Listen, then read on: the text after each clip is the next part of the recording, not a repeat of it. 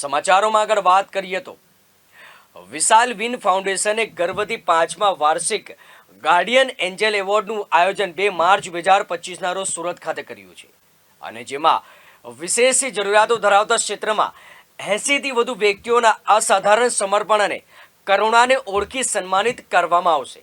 શું છે વધુ માહિતી, આવો સાંભળીએ। મારી ફાઉન્ડેશન વિશાલ વિન 2019ના વર્ષથી માનસિક દિવ્યાંગતા ક્ષેત્રમાં કામ કરી રહી છે।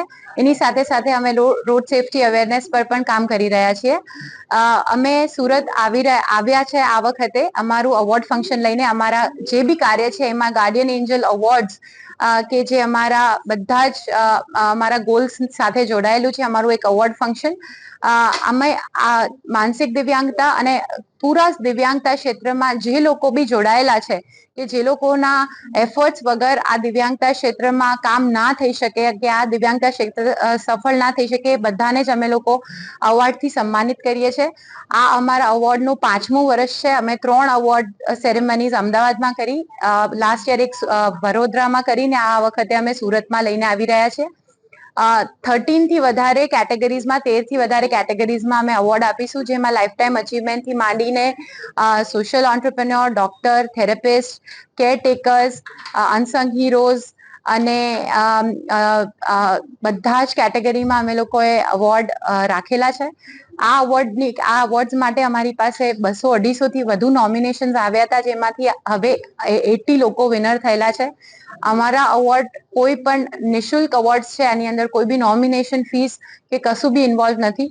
અમે લોકો જાતે જ આ અવોર્ડ્સને ફંડ કરીએ છીએ અને આ અવોર્ડ માટે અમારો હેતુ એક જ છે કે આ બધા દિવ્યાંગતા ક્ષેત્રના જેટલા બી લોકો છે એક જ સાથે જોડાય અને જ્યારે જે સમાજમાં કદાચ એમના ઉપર દ્રષ્ટિ નથી જતી, એ સમાજની દ્રષ્ટિ એ दिव्यांगता क्षेत्र पर जाए। हम यहाँ पर सूरत में ये हमारा अवार्ड फंक्शन लेकर आए हैं, जिसके अंदर स्पेशल नीड्स और डिसेबिलिटीज जो है इस एरिया में जितने भी कार्य क्षेत्र में काम करते हैं लोग, जिसमें therapist, special educators, unsung heroes, parents, care takers हैं, इनको हम लोग सम्मानित करेंगे।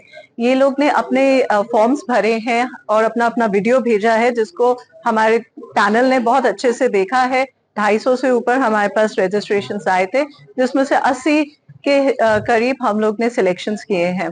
ये अवार्ड फंक्शन बिल्कुल निःशुल्क है, इसके अंदर किसी भी तरीके का कमर्शियल्स इन्वॉल्व नहीं है।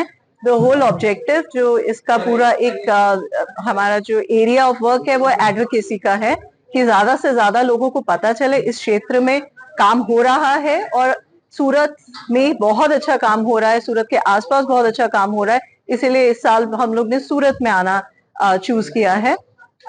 इसके आप लोगों के सहयोग से हम लोग कोशिश करेंगे कि अगले साल और किसी क्षेत्र में भी आसपास जा सके। सो पूरा जो हमारा ऑब्जेक्टिव है वो यही है कि किसी तरीके से हर जगह पता चले कि दिव्यांग क्षेत्र में क्या क्या काम हो रहा है और एक डिग्निटी जिसको हम कहते हैं उसके हिसाब से हम लोग इसको देखें। हम लोग सिर्फ चैरिटी के हिसाब से दिव्यांग जन को ना देखें।